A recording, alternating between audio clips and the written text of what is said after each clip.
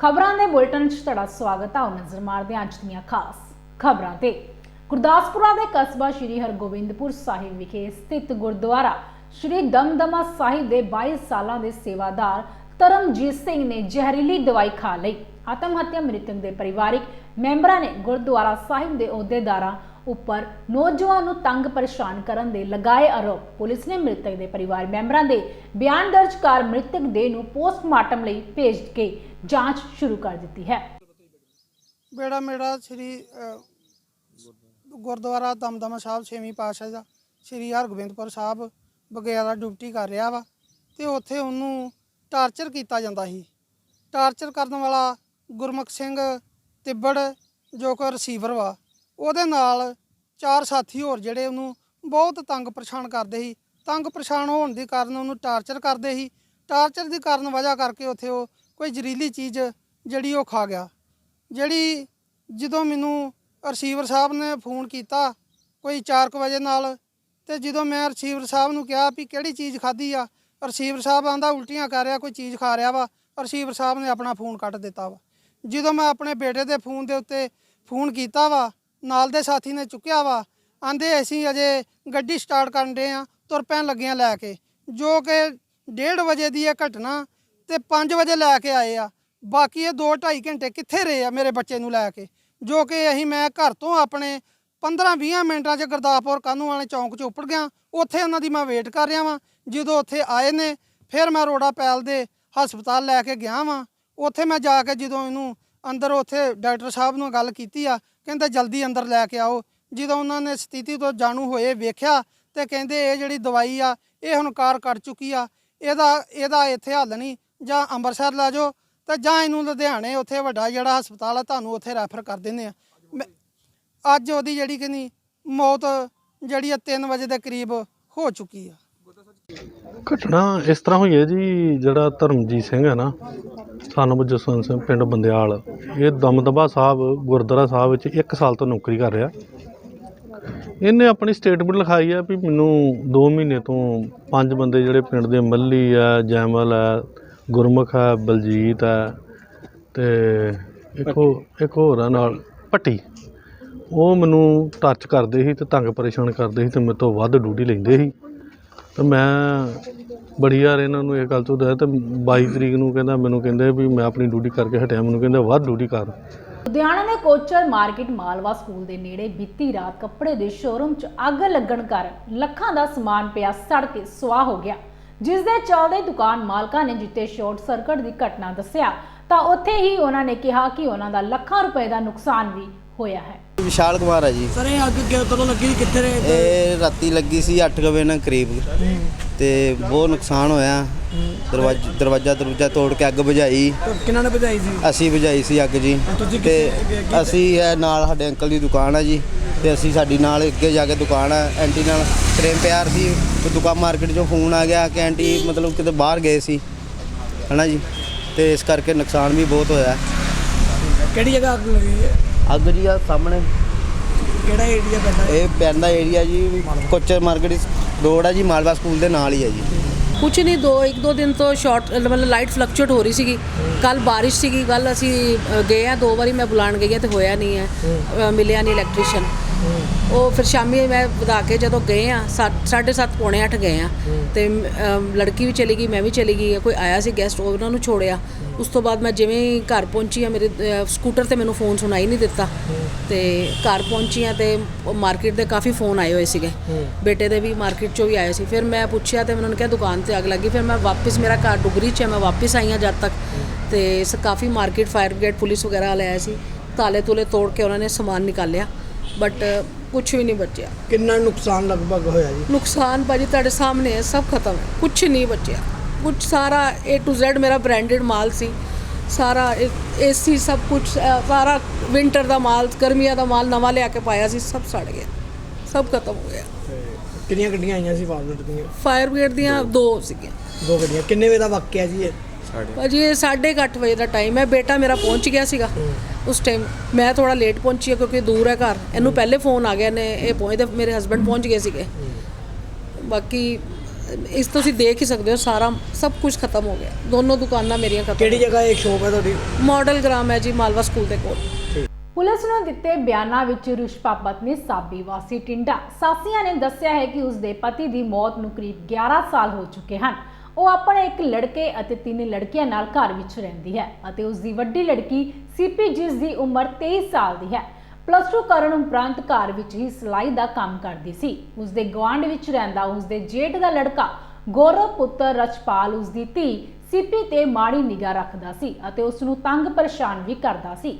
ਮ੍ਰਿਤਕ ਦੀ ਮਾਂ ਰਿਸ਼ਪਾ ਅਨੁਸਾਰ ਉਸ ਦੇ ਜੇਠ ਦੇ ਲੜਕੇ ਗੌਰਵ ਨੇ ਉਸ ਦੀ ਧੀ ਨਾਲ ਉਸ ਦੀ ਇੱਛਾ ਦੇ ਖਿਲਾਫ ਸਰੀਰਕ ਸੰਬੰਧ ਵੀ ਬਣਾਏ ਸਨ ਅਤੇ ਹੁਣ ਵੀ ਵਾਰ-ਵਾਰ ਉਸ ਨੂੰ ਸਰੀਰਕ ਸੰਬੰਧ ਬਣਾਉਣ ਲਈ ਮਜਬੂਰ ਕਰਦਾ ਸੀ ਅਤੇ ਇਹ ਜਿਹਾ ਨਾ ਕਰਨ ਦੀ ਸੂਰਤ ਵਿੱਚ ਪਿੰਡ ਵਿੱਚ ਬਦਨਾਮ ਕਰਨ ਦੀਆਂ ਧਮਕੀਆਂ ਵੀ ਦਿੰਦਾ ਸੀ। ਤੁਹਾਡਾ? ਮੇਰਾ ਨਾਮ ਰਿਸ਼ਪਾ ਹੈ। ਕੀ ਗੱਲਬਾਤ ਹੋ ਗਈ ਹੈ ਜੀ? ਗੱਲਬਾਤ ਕੀ 3 ਮਹੀਨੇ ਦੀ ਗੱਲ ਹੈ। ਹਾਂਜੀ। 3 ਮਹੀਨੇ ਪਹਿਲਾਂ ਦੀ ਗੱਲ ਹੈ। ਗੌਰਵ ਨਾਮ ਦਾ ਮੁੰਡਾ ਹੈ ਪਿੰਡ ਦਾ, ਮੇਰੇ ਜੇਠ ਦਾ ਸੱਕੇ ਦਾ ਪੁੱਤਰ ਹੈ। ਉਹਨੇ ਮੇਰੀ ਧੀ ਨਾਲ ਆਪਣੇ ਸੰਬੰਧ 3 ਮਹੀਨੇ ਪਹਿਲਾਂ ਮੇਰੇ ਘਰ ਉਹਨੂੰ ਫੋਨ ਭੇਜਿਆ। ਮੇਰੀ ਦੁਕਾਨ ਤੇ ਮੇਰੀ ਧੀ ਨੂੰ ਫੋਨ ਦੇ ਕੇ ਆਇਆ। ਫੋਨ ਦੇ ਕੇ ਆਇਆ ਮੇਰੀ ਧੀ ਨੂੰ, ਮੇਰੀ ਧੀ ਨਾਲ ਗੱਲਬਾਤ ਚੱਲਦੀ ਰਹੀ ਉਹਦੀ। ਸਾਨੂੰ ਪਤਾ ਲੱਗਾ, ਅਸੀਂ ਉਹਨੂੰ ਬੋਲਿਆ, ਮੇਰੇ ਘਰ ਆ ਗਿਆ, ਮੇਰੇ ਪੁੱਤਰ ਨੂੰ ਆ ਕੇ ਪੈ ਗਿਆ। ਗੌਰਵ ਘਰ ਨਹੀਂ ਸ਼ਕਤੀ ਆ ਕੇ ਪੈ ਗਿਆ। ਮੇਰੇ ਪੁੱਤਰ ਦੇ ਕਿਰਪਾਨ ਮਾਰੀ, ਮੇਰੇ ਪੁੱਤਰ ਦੇ 5 ਟਾਂਕੇ ਲੱਗੇ। ਮੈਂ ਮੈਡੀਕਲ ਕਰਾਇਆ ਜਾ ਕੇ, MLR ਰਿਪੋਰਟ ਕਰਾਈ, ਸਰ ਰਮੇਸ਼ ਕੁਮਾਰ ਨੂੰ ਦਿੱਤੀ। ਮੈਨੂੰ ਬੁਲਾਇਆ ਨਹੀਂ ਥਾਣੇ, ਮੇਰੀ ਕੋਈ ਸੁਣਵਾਈ ਨਹੀਂ ਹੋਈ। 2 ਵਾਰੀ ਮੈਂ ਐਕਸਰੇ ਕਰਾਏ ਗੁਰਦਾਸਪੁਰੋਂ ਜਾ ਕੇ, ਮੇਰੀ ਕੋਈ ਸੁਣਵਾਈ ਨਹੀਂ ਹੋਈ। ਮੈਂ ਬਹਿ ਗਈ ਚੁੱਪ ਕਰਕੇ। ਮੇਰੀ ਧੀ ਨੂੰ ਬਾਰ-ਬਾਰ ਕੰਪੈਲ ਕਰਦਾ ਸੀ। ਮੇਰੀ ਧੀ ਨੂੰ ਕਹਿੰਦੇ ਮੇਰੇ ਸੰਬੰਧ ਬਣਾ। ਕੌਣ ਕਹਿੰਦਾ ਸੀ? ਗੌਰਵ ਕਹਿੰਦਾ ਸੀ। ਮੇਰੀ ਧੀ ਨੂੰ ਬਾਰ-ਬਾਰ ਕੰਪੈਲ ਕਰਦਾ ਸੀ, ਮੇਰੀ ਧੀ ਨੂੰ ਤੰਗ ਕਰਦਾ ਸੀ ਬਾਰ-ਬਾਰ। 5-6 ਦਿਨ ਦੀ ਗੱਲ ਹੈ, ਰਾਤ ਦਾ ਟਾਈਮ ਹੈ, 12 ਵਜੇ ਦਾ ਮੈਂ ਉੱਠੀ, ਬਾਥਰੂਮ ਵਾਸਤੇ ਉੱਠੀ। ਮੈਂ ਜਿਸ ਵੇਲੇ ਉੱਠੀ, ਮੈਂ ਮੇਰੀ ਕੁੜੀ ਮੇਰੀ ਬੈੱਡ ਤੇ ਬੈਠੀ ਦੀ, ਬੈੱਡ ਤੇ ਬੈਠੀ ਰੋਣ ਡਈ ਦੀ। ਦੋਨੇ ਭੈਣਾਂ ਲੰਮਾ ਪਈਆਂ ਦੀਆਂ ਲਾਗੇ ਬੈਠੀ ਦੀ। ਮੈਂ ਉੱਠੀ, ਮੈਂ 2 ਲਾਗੇ ਗਈ, ਦਵਾ ਦਵਾ ਲੈਟ ਚ ਗਾਇਆ। ਮੈਂ ਸਿੰਪੀ ਕੀ ਗੱਲ ਹੈ ਤੈਨੂੰ? ਕਹਿੰਦੀ ਮੰਮੀ ਮੈਂ ਬਹੁਤ ਪਰੇਸ਼ਾਨ ਹੈ। ਇਹ ਮੈਂ ਕਿਹਾ ਤੈਨੂੰ ਗੱਲ ਕੀ ਹੈ? ਤੂੰ ਕਾਹਦੇ ਤੋਂ ਪਰੇਸ਼ਾਨ ਹੈ? ਕਿਹੜੀ ਗੱਲ ਜਿਹੜੀ ਤੈਨੂੰ ਪਰੇਸ਼ਾਨ ਕਰਦੀ ਵੀ? ਇਹ ਮੰਮੀ ਮੈਨੂੰ ਗੌਰਵ ਨਹੀਂ ਜੀਵਨ ਦਿੰਦਾ। ਇਹ ਕੀ ਕਿੱਦਾਂ ਦਾ ਤੰਗ ਪਰੇਸ਼ਾਨ ਕਰਦਾ ਹੈ? ਸਾਹਮਣੇ ਆ ਕੇ ਮੈਨੂੰ ਪੁੱਠੇ ਪੁੱਠੇ ਇਸ਼ਾਰੇ ਕਰਦਾ ਏ। ਮੈਨੂੰ ਕਹਿੰਦਾ ਮੇਰੇ ਨਾਲ ਸੰਬੰਧ ਬਣਾਏ, ਮੇਰੇ ਲਾਗੋਂ ਬੋਲ ਕੇ ਲੰਘ ਜਾਂਦਾ ਏ। ਇਹ ਸੰਜੂ ਵੀ ਉਹਦਾ ਘਰ ਨਹੀਂ ਹੁੰਦਾ। ਸਕੇ ਤਾਏ ਦਾ ਮੁੰਡਾ ਸੀ? ਸਕਾ ਤਾਏ ਦਾ ਮੁੰਡਾ ਸੀ।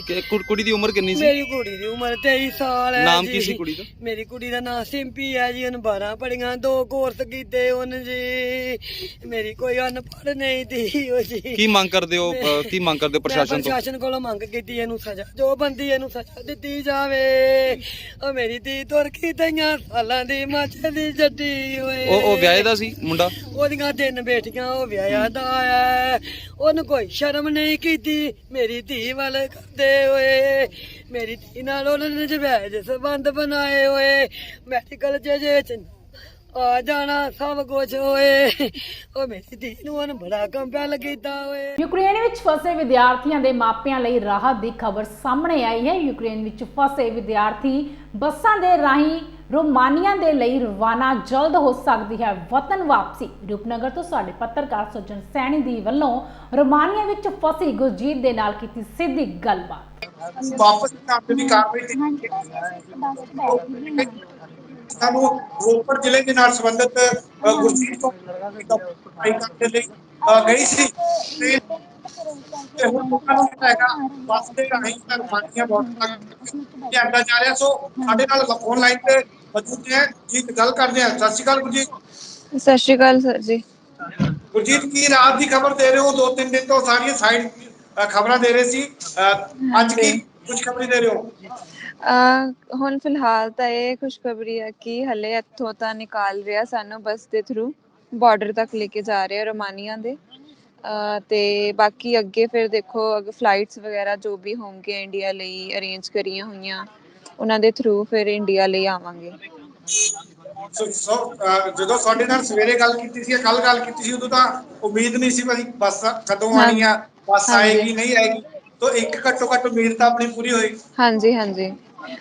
ਸਵੇਰੇ ਤੱਕ ਤਾਂ ਸਾਨੂੰ ਵੀ ਕੁਝ ਨਹੀਂ ਪਤਾ ਸੀ ਪੱਕਾ ਕਿ ਆਏਗੀ ਬੱਸ ਜਾਂ ਨਹੀਂ, ਬਟ ਉਹ ਤੋਂ ਬਾਅਦ ਫਿਰ ਦੁਪਹਿਰ ਤੱਕ ਹੋਇਆ ਕਿ ਹਾਂ ਬੱਸ ਆ ਰਹੀ ਆ। ਇੱਥੇ ਦੇ ਜਿਹੜੇ ਸੀਨੀਅਰਸ ਆ ਉਹਨਾਂ ਨੇ ਅਰੇਂਜ ਕਰਾਈ ਆ ਬੱਸ, ਤੇ ਸਾਨੂੰ ਮਤਲਬ ਥੋੜਾ ਕੈਸ਼ ਦੇਣਾ ਪਿਆ ਹੈ ਤੇ ਉਹਦੇ ਥਰੂ ਫਿਰ ਸਾਡੇ ਜੋ ਨੇਮਸ ਆ ਉਹ ਸਾਰੇ ਲਿਸਟ 'ਚ ਲਿਖੇ ਗਏ, ਤਾਂ ਫਿਰ ਸਾਨੂੰ ਬੱਸ 'ਚ ਬਿਠਾਇਆ ਗਿਆ ਉਸ ਅਕੋਰਡਿੰਗ। ਕਿੰਨੇ ਕੁ ਵਿਦਿਆਰਥੀ ਜਿਹੜੇ ਹੁਣ ਜਾ ਰਹੇ ਆ ਰੋਮਾਨੀਆ ਦੇ ਲਈ? ਆਲਮੋਸਟ 4-5 ਬੱਸਿਸ ਜਾ ਰਹੀਆਂ ਇਕੱਠੀਆਂ ਇੱਥੋਂ, ਤੇ ਇੱਕ ਬੱਸ 'ਚ ਅਰਾਊਂਡ 50 ਕੁ ਜਣੇ ਹੈਗੇ ਆ।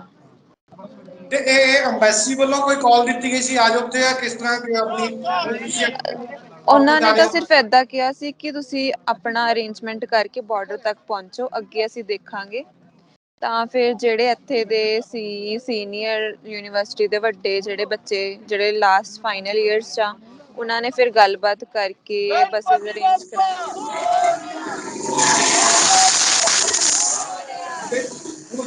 ਹੁਣ ਜਿਵੇਂ ਤੁਸੀਂ ਕਿਸੇ ਬਾਕੀ ਵੀ ਬੱਚੇ ਖੁਸ਼ ਹੋਣਗੇ ਅਸੀਂ ਭਾਰਤ ਪਹੁੰਚ ਜਾਗੇ, ਆਪਣੇ ਘਰ ਪਹੁੰਚਾਂਗੇ। ਹਾਂਜੀ ਹਾਂਜੀ ਹਾਂਜੀ। ਤੁਹਾਡੀਆਂ ਫਰੈਂਡਸ ਜਿਹੜੀਆਂ ਦੂਜੀਆਂ ਸੀ ਉਹ ਵੀ ਨਾਲ ਹੀ ਆ ਗਈਆਂ ਤੁਹਾਡੇ? ਹਾਂਜੀ ਹਾਂਜੀ, ਸਾਰੇ ਨਾਲ ਹੀ ਆ, ਇਕੱਠੇ ਹੀ ਆ। ਮੇਰੇ ਈਅਰ ਦੇ ਸਟੂਡੈਂਟਸ ਵੀ ਕਈ ਹੈਗੇ ਨਾਲ, ਸੀਨੀਅਰਸ ਵੀ ਹੈਗੇ ਆ, ਸਾਰੇ ਇਕੱਠੇ ਹੀ ਆ ਸਾਰੇ। ਤੇ ਬੱਸ ਚੱਲ ਪਈ ਹੈ ਹੁਣ ਉੱਥੋਂ? ਹਾਂਜੀ ਹਾਂਜੀ, ਜਸਟ ਹੁਣੀ ਆ ਚੱਲੀ ਆ, ਮੈਂ ਤੁਹਾਨੂੰ ਦਿਖਾ ਦਿੰਦੀ ਆ।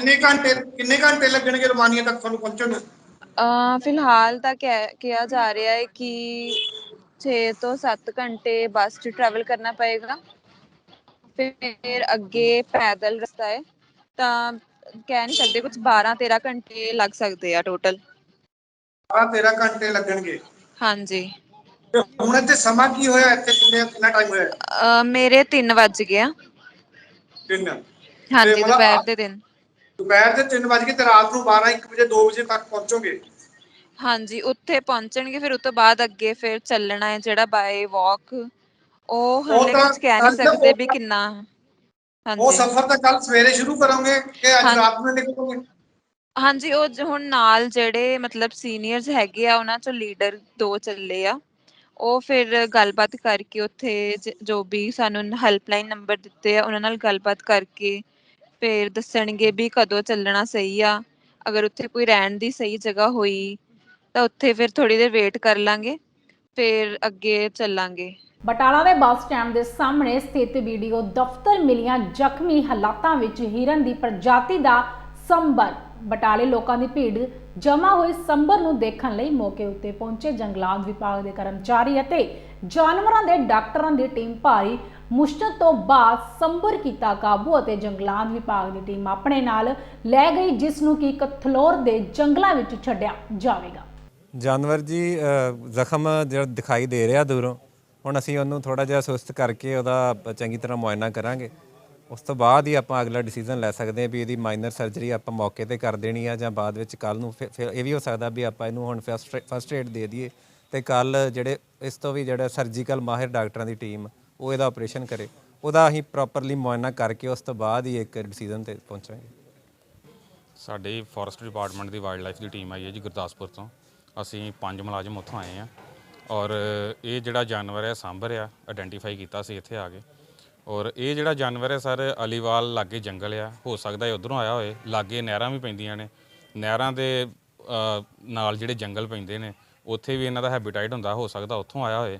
ਬਾਕੀ ਹੁਣ ਥੋੜ੍ਹਾ ਜਿਹਾ ਇੰਜਰਡ ਆ, ਇਹਦਾ ਡਾਕਟਰ ਸਾਹਿਬ ਆਏ ਹੋਏ ਨੇ ਵੈਟਰਨਰੀ ਵਾਲੇ ਸਾਡੇ ਨਾਲ ਹੀ, ਇਹਦਾ ਟਰੀਟਮੈਂਟ ਕਰਵਾ ਕੇ ਤੇ ਇਹਨੂੰ ਆਪਾਂ ਵਾਈਲਡ ਲਾਈਫ ਸੈਂਚੁਰੀ ਆ ਕਥਲੌਰ, ਉੱਥੇ ਆਪਾਂ ਇਹਨੂੰ ਰਿਲੀਜ਼ ਕਰ ਦੇਣਾ। ਰੂਸ ਵੱਲੋਂ ਯੂਕਰੇਨ ਤੇ ਕੀਤੇ ਜਾ ਰਹੇ ਹਮਲਿਆਂ ਨੂੰ ਲੈ ਕੇ ਯੂਕਰੇਨ ਦੇ ਵਿੱਚ ਲਗਾਤਾਰ ਹਾਲਾਤ ਨਾਜ਼ੁਕ ਬਣੇ ਹੋਏ ਨੇ ਅਤੇ ਯੂਕਰੇਨ ਦੇ ਵਿੱਚ ਪੜ੍ਹਾਈ ਕਰਨ ਦੇ ਲਈ ਗਏ ਹੋਏ ਭਾਰਤੀ ਵਿਦਿਆਰਥੀ ਜਿੱਥੇ ਬੱਕਰਾਂ ਦੇ ਵਿੱਚ ਰਹਿ ਕੇ ਆਪਣੀ ਜ਼ਿੰਦਗੀ ਨੂੰ ਬਚਾਉਣ ਦੇ ਲਈ ਕੋਸ਼ਿਸ਼ ਕਰ ਰਹੇ ਨੇ, ਉੱਥੇ ਹੀ ਇਹਨਾਂ ਵਿਦਿਆਰਥੀਆਂ ਦੇ ਮਾਪੇ ਵੀ ਆਪਣੇ ਬੱਚਿਆਂ ਦੀ ਸਲਾਮਤੀ ਲਈ ਲਗਾਤਾਰ ਅਰਦਾਸਾਂ ਕਰ ਰਹੇ ਨੇ। ਜਦੋਂ ਯੂਕਰੇਨ ਦੇ ਵਿੱਚ ਵਸੀ ਗੁਰਜੀਤ ਨੇ ਰੂਪਨਗਰ ਦੇ ਪਿੰਡ ਕਟਲੀ ਵਿੱਚ ਆਪਣੇ ਮਾਪਿਆਂ ਦੇ ਨਾਲ ਗੱਲਬਾਤ ਕੀਤੀ ਤਾਂ ਮਾਪੇ ਵੀ ਇੱਕ ਵਾਰੀ ਭਾਵੁਕ ਹੋ ਗਏ। ਲੋ ਤੁਸੀਂ ਵੀ ਸੁਣੋ ਯੂਕਰੇਨ ਵਿੱਚ ਫਸੀ ਵਿਦਿਆਰਥਣ ਗੁਰਜੀਤ ਅਤੇ ਮਾਪਿਆਂ ਵਿਚਕਾਰ ਹੋਈ ਗੱਲਬਾਤ ਦੇ ਭਾਵੁਕ ਪਲ।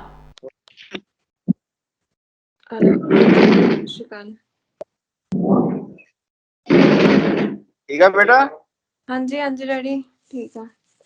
ਹਾਂ, ਕਿੱਦਾਂ ਤੁਹਾਡੇ ਨਿਕਾਲਣੇ ਦਾ ਕਿਆ ਬਣ ਰਿਹਾ, ਕੁਛ ਹੋ ਰਿਹਾ? ਹਾਲੇ ਤੱਕ ਤਾਂ ਕੁਛ ਨਹੀਂ ਕਿਹਾ। ਰਾਤ ਫੋਨ ਕਰਿਆ ਸੀ ਅਸੀਂ, ਕਹਿੰਦੇ 1-2 ਦਿਨ ਲੱਗੂਗੇ ਹਲੇ। ਅੱਛਾ ਜੀ। ਹਾਂਜੀ, ਇੱਥੇ ਤਾਂ ਕੋਈ ਬੱਸ ਵਗੈਰਾ ਹੀ ਨਹੀਂ ਜਾ ਰਹੀ ਬਾਰਡਰ ਤੱਕ, ਤਾਂ ਅੱਛਾ, ਕਰਕੇ। ਕੁਛ ਨਹੀਂ ਆ ਰਹੀ, ਕੁਛ ਵੀ ਨਹੀਂ ਆ ਰਿਹਾ। ਨਹੀਂ ਕੁਛ ਬੱਚੇ ਮੇਰੀ ਮਤਲਬ ਕਲਾਸ ਤੇ ਯੂਨੀਵਰਸਿਟੀ ਦੇ ਕੱਲ ਗਏ ਆ। ਉਹ ਆਪੇ ਮਤਲਬ ਆਪ ਬੱਸ ਕਰਕੇ ਤਾਂ ਗਏ ਆ। ਉਹ ਮਤਲਬ ਹੁਣ ਰੋਮਾਨੀਆ ਦੇ ਬਾਰਡਰ ਤੇ ਪਹੁੰਚ ਗਏ ਆ। ਉਹ ਤੋਂ ਇਲਾਵਾ ਹੋਰ ਅੱਛਾ, ਕੋਈ ਬੱਸ ਨਹੀਂ ਗਈ। ਕੁਛ ਨਹੀਂ ਆਇਆ। ਨਹੀਂ, ਕਹਿੰਦੇ 1-2 ਦਿਨ ਲੱਗੂਗੇ ਵੀ ਨਾ ਕੋਈ ਡਰਾਈਵਰ ਮਿਲ ਰਿਹਾ ਹੈ, ਨਾ ਕੋਈ ਬੱਸ ਮਿਲ ਰਹੀ ਆ। ਕਹਿੰਦੇ ਅੱਛਾ, ਜੇ ਤੁਹਾਡੇ ਤੋਂ ਆਪ ਤੋਂ ਤੁਹਾਨੂੰ ਕੋਈ ਮਿਲਦਾ ਹੈ ਤਾਂ ਤੁਸੀਂ ਬੱਸ ਕਰਕੇ ਜਾ ਸਕਦੇ ਆ। ਬੱਚੇ ਮਤਲਬ 50-50 ਦੇ ਗਰੁੱਪ 'ਚ। ਅੱਛਾ। ਹਾਂਜੀ। ਜਦ ਤੱਕ ਤੁਸੀਂ ਕੋਈ ਤੁਹਾਨੂੰ ਗਵਰਨਮੈਂਟ ਵੱਲੋਂ ਕੁਛ ਆ ਨਹੀਂ ਰਿਹਾ, ਜਦ ਤੱਕ ਤੁਸੀਂ ਫਿਰ ਨਿਕਲਿਓ ਨਾ ਤਾਂ ਹਾਂਜੀ, ਬਾਰਡਰ ਉਹੀ ਦੇ। ਆ। ਮਨਾ ਕਰ ਰਿਹਾ ਵੀ ਉੱਥੇ ਬਹੁਤ ਲਾਈਨਾਂ ਲੱਗੀਆਂ ਹੋਈਆਂ ਲੰਬੀਆਂ, ਵੀ ਭੀੜ ਆ, ਵੀ ਉੱਥੇ ਵੀ ਸੇਫ ਨਹੀਂ ਆ ਜਾਣਾ, ਵੀ ਜਿੱਥੇ ਠੀਕ ਹੈਗੇ ਆ ਹੈ। ਉੱਥੇ ਹੀ ਰਹੋ। ਹੁਣ ਦੇਖਦੇ ਆ। ਤਰਨਤਾਰਨ ਦੇ ਨਜ਼ਦੀਕ ਪੈਂਦੇ ਪਿੰਡ ਬਾਗੜੀਆਂ ਵਿਖੇ ਕਲਯੁਗੀ ਪੁੱਤ ਵੱਲੋਂ ਆਪਣੀ ਮਾਂ ਅਤੇ ਭੈਣ ਦੀ ਬੇਰਹਿਮੀ ਨਾਲ ਕੁੱਟਮਾਰ ਕਰਨ ਦਾ ਸਮਾਚਾਰ ਪ੍ਰਾਪਤ ਹੋਇਆ ਹੈ। ਉਕਤ ਵਿਅਕਤੀ ਦੇ ਕੁੱਟਮਾਰ ਕਰਨ ਦੀ ਵੀਡੀਓ ਵੀ ਸੋਸ਼ਲ ਮੀਡੀਆ ਤੇ ਕਾਫੀ ਵਾਇਰਲ ਹੋਈ ਹੈ। ਭਾਜੀ ਮੈਂ ਹਾਰਟ ਦੀ ਮਰੀਜ਼ ਆ ਤੇ ਇਸ ਤਰ੍ਹਾਂ ਗੱਲਬਾਤ ਲੜਾਈ ਬਹੁਤ ਜ਼ਿਆਦੀ ਰੱਖਦਾ ਮੇਰੇ ਨਾਲ, ਮਾਰ ਕੁੱਟ ਬਹੁਤ ਕਰਦਾ। ਮੇਰੀ ਧੀ ਰੱਖੀ ਮੈਂ ਘਰ, ਨਿੱਕੀ ਨਿੱਕੀ ਗੱਲ ਤੋਂ ਲੜਾਈਆਂ ਪਾ ਦਿੰਦਾ ਤੇ ਸਾਨੂੰ ਮਾਵਾਂ ਧੀਆਂ ਨੂੰ ਟਿਕਣ ਨਹੀਂ ਦਿੰਦਾ। ਸਾਨੂੰ ਤੇ ਇਹਨਾਂ ਬਹੁਤ ਜ਼ਿਆਦਾ ਤੰਗ ਕਰਦਾ ਵੀ ਕਦੀ ਪਿਓ ਦੇ ਗਲ ਪੈਂਦਾ, ਕਦੇ ਉਹਦੇ ਮੇਰੇ ਸਿਰ ਦੇ ਵਾਲਾਂ ਨੂੰ ਪੈਂਦਾ। ਸੇ ਤੇ ਡੰਡੇ ਸੁੱਟੇ ਨੇ, ਕੱਲ ਮਾਰੇ ਸਾਨੂੰ, ਸਾਨੂੰ ਬਹੁਤ ਰੋਲਿਆ ਨੇ ਕੁੱਤੇ ਅੱਗੋਂ। ਮੁੰਡਾ ਮੇਰਾ, ਦੋਵੇਂ ਜੀ ਇੱਥੇ ਮੇਰੇ ਘਰ 'ਚ ਰਹਿਣ ਡਏ ਆ। ਇਹ ਬੇਦਖਲ ਕੀਤਾ ਜਾਵੇ ਇੱਥੋਂ। ਇਹ ਅਸੀਂ ਬੇਦਖਲ ਕੀਤਾ ਵਾ। ਮਹੀਨਾ ਕੁ ਹੋ ਗਿਆ ਜੀ, ਹਜੇ ਵੀ ਇੱਥੇ ਰਹੀ ਜਾਂਦਾ।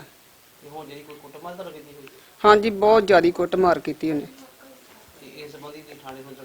ਹਾਂਜੀ, ਕੋਈ ਅਸੀਂ ਦਰਖਾਸਤ ਦਿੱਤੀ ਆ, ਕੱਲ ਵੀ ਅਸੀਂ ਦਰਖਾਸਤ ਦੇ ਕੇ ਆਏ ਆ। ਸਾਡੀ ਕੋਈ ਸੁਣਵਾਈ ਨਹੀਂ ਹੋਈ ਇੱਥੇ, ਨਾ ਇੱਥੇ ਗੱਲਬਾਤ ਸੁਣ ਗਏ ਆ। ਫਿਰ ਉੱਥੇ 2 ਘੰਟੇ ਉੱਥੇ ਬਹਿ ਕੇ ਤੇ ਫਿਰ ਜਾ ਕੇ ਨਾਲ ਹੀ ਉਹਨੂੰ ਲੈ ਗਏ ਤੇ ਸਰਪੰਚ ਦੇ ਘਰ ਗਏ, ਪਤਾ ਨੀ ਕਿਹਦੇ ਘਰ ਗਏ ਆ।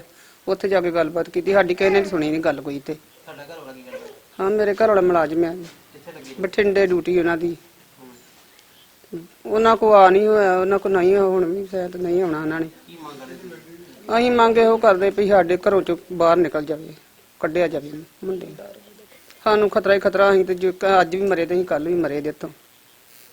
ਹਾਂਜੀ, ਮੇਰਾ ਨਾਮ ਹਰਪ੍ਰੀਤ ਕੌਰ ਆ। ਮੈਂ ਸਵੇਰੇ ਜਦੋਂ ਉੱਠੀ ਆ, ਮੈਂ ਰੋਟੀ ਬਣਾਉਂਦੀ ਪਈ, ਮੇਰੀ ਬੇਟੀ ਨੇ ਬਾਥਰੂਮ ਕੀਤਾ ਸਾਡੇ ਆਪਣੇ ਘਰ, ਸਾਡੇ ਵਾਲੀ ਸਾਈਡ ਤੇ ਪਾਣੀ ਭਰਨਾ ਹੈ ਤੇ ਗਾਲਾਂ ਕੱਢਣ ਡੈ ਪਿਆ ਕਿ ਬਹੁਤ ਗੰਦ ਬੋਲਿਆ। ਫਿਰ ਮੰਮੀ ਨੇ ਜਦੋਂ ਜਵਾਬ ਦਿੱਤਾ ਤੇ ਮੰਮੀ ਨੂੰ ਵਾਲਾਂ ਤੋਂ ਧੂ ਕੇ ਬਾਹਰ ਲੈ ਗਿਆ ਵਾ। ਮੈਂ ਛਡਾਉਣ ਗਈ ਤੇ ਨੇ ਮੇਰੇ ਵੀ ਸਿਰ ਵਿੱਚ ਮੁੱਕੀਆਂ ਤੇ ਮੇਰੇ ਵੀ ਵਾਲ ਪੁੱਟੇ ਆ। ਇਹਨੇ ਸਾਡਾ ਘਰ ਵਿੱਚ ਜੀਣਾ ਹਰਾਮ ਕੀਤਾ। ਮੰਮੀ ਮੇਰੇ ਹਸਪੀਟਲੋਂ 10 ਤਰੀਕ ਨੂੰ ਐਡਮਿਟ ਹੁੰਦੇ ਆ, 14-15 ਤਰੀਕ ਨੂੰ ਅਸੀਂ ਘਰੇ ਲੈ ਕੇ ਆਏ ਆ। ਅਸੀਂ ਜਦੋਂ ਥਾਣੇ ਗਏ, ਦਰਖਾਸਤ ਦਿੱਤੀ, ਉੱਥੇ 9 ਵਜੇ ਦਰਖਾਸਤ ਦਿੱਤੀ, ਸਾਡੀ ਕੋਈ ਸੁਣਵਾਈ ਨਹੀਂ ਕੀਤੀ ਗਈ।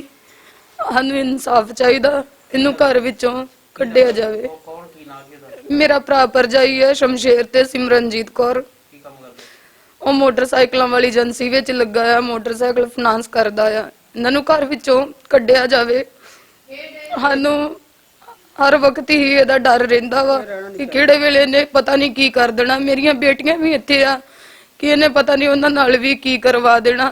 ਜਦੋਂ ਨਹੀਂ ਪੈਂਦਾ ਉਦੋਂ ਕਹਿ ਦਿੰਦਾ ਵਾ ਮੈਂ ਤੇਰੀਆਂ ਬੇਟੀਆਂ ਆਪਣੇ ਮੁੰਡੇ ਨਾਲ ਵਸਾਉਣੀਆਂ ਵਾ, ਤੂੰ ਇੱਥੇ ਰਹਿੰਦੀ ਤੇ ਰਹਿੰਦੀ ਕਿਉਂ ਵਾ? ਮੇਰੀ ਮਜਬੂਰੀ ਕੀ, ਮੇਰਾ ਮਾਂ ਪਿਓ ਠੀਕ ਨਹੀਂ ਰਹਿੰਦਾ, ਮੈਂ ਤਾਂ ਰਹਿੰਦੀ ਇੱਥੇ। ਯੂਕਰੇਨ ਅਤੇ ਰੂਸ ਵਿੱਚ ਚੱਲ ਰਹੇ ਵਿਵਾਦ ਨੂੰ ਲੈ ਕੇ ਪੰਜਾਬ ਵਿੱਚ ਹਜ਼ਾਰਾਂ ਵਿਦਿਆਰਥੀਆਂ ਦੇ ਮਾਂ-ਬਾਪ ਪਰੇਸ਼ਾਨ ਹਨ।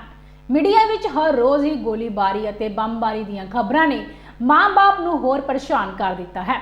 ਨਾਭਾ ਦੇ ਪਿੰਡ ਚਿੱਟਾਵਾਲਾਂ ਦਾ 22 ਸਾਲਾ ਨੌਜਵਾਨ ਅਰਜੁਨ ਬਾਤਿਸ਼ ਅਤੇ ਨਾਭਾ ਸ਼ਹਿਰ ਦਾ ਚੰਦਨ ਅਰੋੜਾ ਆਪਣੀ ਡਾਕਟਰੀ ਪੜ੍ਹਾਈ ਕਰਨ ਲਈ 2018 ਵਿੱਚ ਇਕੱਠੇ ਯੂਕਰੇਨ ਗਏ ਸਨ ਅਤੇ ਯੂਕਰੇਨ ਦੇ ਖਾਰਕਿਵ ਵਿੱਚ ਨੈਸ਼ਨਲ ਮੈਡੀਕਲ ਯੂਨੀਵਰਸਿਟੀ ਵਿਖੇ ਚੌਥੇ ਸਾਲ ਦੀ ਪੜ੍ਹਾਈ ਕਰ ਰਿਹਾ ਸੀ।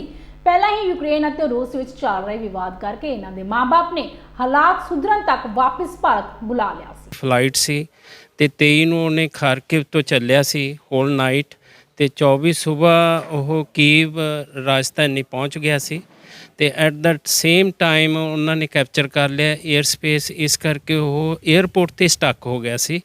So then I have to said ਕਿ you have to move immediately to embassy over there. ਤੇ ਫਿਰ ਉਹ ਐਮਬੈਸੀ 'ਚ ਮੌਜੂਦਾ ਐਮਬੈਸੀ 'ਚ ਸਟੇ ਕਰ ਰਿਹਾ ਨੀਅਰ ਸਕੂਲ। ਜੇ ਗੱਲ ਕੀਤੀ ਜਾਵੇ ਬਾਕੀ ਥਾਵਾਂ ਦੀ, ਯੂਕਰੇਨ ਜਿੱਥੋਂ ਨਿਕਲ ਕੇ ਆਇਆ ਤੁਹਾਡਾ ਬੇਟਾ, ਕਿਸ ਤਰ੍ਹਾਂ ਦੇ ਹਾਲਾਤ ਉੱਥੇ ਦੇ ਬਣੇ ਹੋਏ? ਉੱਥੇ ਦਾ ਹਾਲਤ ਟੋਟਲੀ ਕੱਟ ਆਫ ਹੋ ਗਿਆ। ਉਹ ਖਾਰਕਿਵ ਪੜ੍ਹ ਰਿਹਾ ਸੀ, ਨੈਸ਼ਨਲ ਮੈਡੀਕਲ ਯੂਨੀਵਰਸਿਟੀ ਖਾਰਕਿਵ 'ਚ, that is under the control of Russia military ਦੇ ਅੰਡਰ ਚਲਾ ਗਿਆ, ਕਿਉਂਕਿ ਇਨ ਬਿਟਵੀਨ ਖਾਰਕਿਵ ਤੇ ਕੀਵ 'ਚ ਦੇਅਰ ਇਜ਼ ਏ ਬ੍ਰਿਜ, ਉਹ ਬ੍ਰਿਜ ਉਹਨਾਂ ਨੇ ਉਡਾਤਾ, ਇਸ ਕਰਕੇ ਉਹ ਟੋਟਲੀ ਕੱਟ ਆਫ ਹੋ ਗਿਆ। ਉੱਥੇ ਮੋਰ ਦੈਨ 3000 ਸਪੈਸ਼ਲੀ ਪੰਜਾਬ ਦੇ ਜਿਹੜੇ ਬੱਚੇ ਸੀ ਉਹ ਸਟਕ ਹੋਏ ਪਏ ਨੇ, ਉਹਨਾਂ ਨਾਲ ਕੋਈ ਕਮਿਊਨੀਕੇਸ਼ਨ ਨਹੀਂ ਹੋ ਰਹੀ। ਉਹ ਅੰਡਰਗਰਾਊਂਡ ਸਟੇ ਕਰ ਰਹੇ ਨੇ ਬੰਕਰਾਂ 'ਚ, ਕਿਉਂਕਿ ਬੰਬਾਰਮੈਂਟ ਬਹੁਤ ਜ਼ਿਆਦਾ ਹੋ ਰਹੀ ਹੈ, ਸ਼ੈਲਿੰਗ ਹੋ ਰਹੀ ਹੈ, ਮਿਜ਼ਾਈਲ ਅਟੈਕ ਹੋ ਰਹੇ ਨੇ। ਖਾਰਕਿਵ ਦੀ ਜਿਹੜੀ ਸਿਚੁਏਸ਼ਨ ਐਟ ਪ੍ਰੈਜ਼ੈਂਟ ਉਹ ਸਭ ਤੋਂ ਜ਼ਿਆਦਾ ਵਰਸਨ ਹੋਈ ਪਈ ਹੈ as compare to Kyiv. Bharat ਸਰਕਾਰ ਨੂੰ ਕਿਸ ਤਰ੍ਹਾਂ ਇਸ ਤਰ੍ਹਾਂ ਜਿਹੜੇ ਖਾਰਕੀ 'ਚ ਵਿਦਿਆਰਥੀ ਨੇ ਉਹਨਾਂ ਨੂੰ ਬਚਾਉਣ ਲਈ ਕੋਈ ਉਪਰਾਲਾ ਕਰਨੀ ਹੈ, ਰੂਸ ਨਾਲ ਵੀ ਗੱਲਬਾਤ ਕਰਨੀ ਚਾਹੀਦੀ? ਹਾਂਜੀ, ਖਾਰਕਿਵ ਦੇ ਬੱਚੇ ਤਾਂ ਇੱਕੋ ਅਲਟਰਨੇਟਿਵ ਰੂਟ ਰਾਹੀਂ ਹੋਈ ਰਸ਼ੀਆ ਦੇ ਬਾਰਡਰ ਦੇ ਨਾਲ ਹੀ ਹੈ ਬਿਲਕੁਲ, ਉਹ ਥਰੂ ਰਸ਼ੀਆ ਗੌਰਮੈਂਟ ਜੇ ਚਾਹੇ ਅਲਾਓ ਕਰ ਸਕਦੀ ਹੈ, ਹੋਰ ਕੋਈ ਉਹਨਾਂ ਕੋਲ ਅਲਟਰਨੇਟਿਵ ਨਹੀਂ ਬਚਿਆ।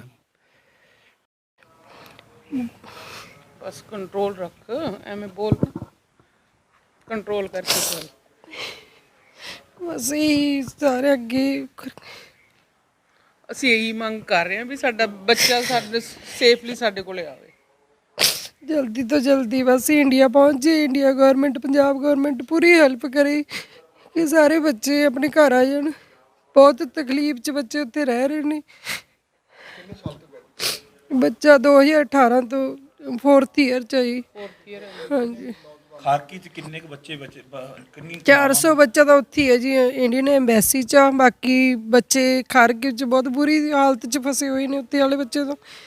ਇਸ ਲਈ ਸਾਰੇ ਅੱਗੇ ਖੁਆਇਸ਼ ਹੈ ਵੀ ਸਾਰੇ ਬੱਚਿਆਂ ਨੂੰ ਜਲਦੀ ਤੋਂ ਜਲਦੀ ਇੰਡੀਆ ਲੈ ਕੇ ਆਉਣ ਤਾਂ ਕਿ ਬੱਚੇ ਤਕਲੀਫ 'ਚੋਂ ਬਾਹਰ ਆਉਣ। ਹਾਲਾਤ ਕਾਫੀ ਟਾਈਮ ਤੋਂ ਖਰਾਬ ਨੇ, ਭਾਰਤ ਸਰਕਾਰ ਨੇ ਪਹਿਲਾਂ ਕੋਸ਼ਿਸ਼ ਕਿਉਂ ਨਹੀਂ ਕੀਤੀ? ਐਕਚੁਅਲੀ ਨਾ ਜੋ ਉੱਥੇ ਮੈਡੀਕਲ ਕਾਲਜ ਨੇ ਉਹ ਬੱਚਿਆਂ ਨੂੰ ਮਤਲਬ ਆਨਲਾਈਨ ਕਲਾਸਾਂ ਨਹੀਂ ਦੇ ਰਹੇ ਸੀਗੇ, ਇਸ ਕਰਕੇ ਬੱਚੇ ਪੜ੍ਹਾਈ ਦੇ ਕਾਰਨ ਹੀ ਰੁਕੇ ਹੋਏ ਸੀਗੇ, ਕਿਉਂਕਿ ਮੇਰੇ ਬੇਟੇ ਦਾ 4th ਈਅਰ ਇਸ ਕਾਰਨ। ਜਿਸ ਦਿਨ ਦਾ ਪਤਾ ਲੱਗਿਆ ਅਸੀਂ ਬਹੁਤ ਜ਼ਿਆਦਾ ਟੈਨਸ਼ਨ ਜਾਂ ਮਤਲਬ ਸਾਰਾ ਪਰਿਵਾਰ ਇੱਕੋ ਹੀ ਗੱਲ ਸੋਚ ਰਿਹਾ ਹੈ ਔਰ ਰੱਬ ਅੱਗੇ ਅਰਦਾਸਾਂ ਕਰ ਰਹੇ ਹਾਂ ਵੀ ਸਾਡਾ ਬੱਚਾ ਸੇਫਲੀ ਸਾਡੇ ਘਰ ਆ ਜਾਵੇ।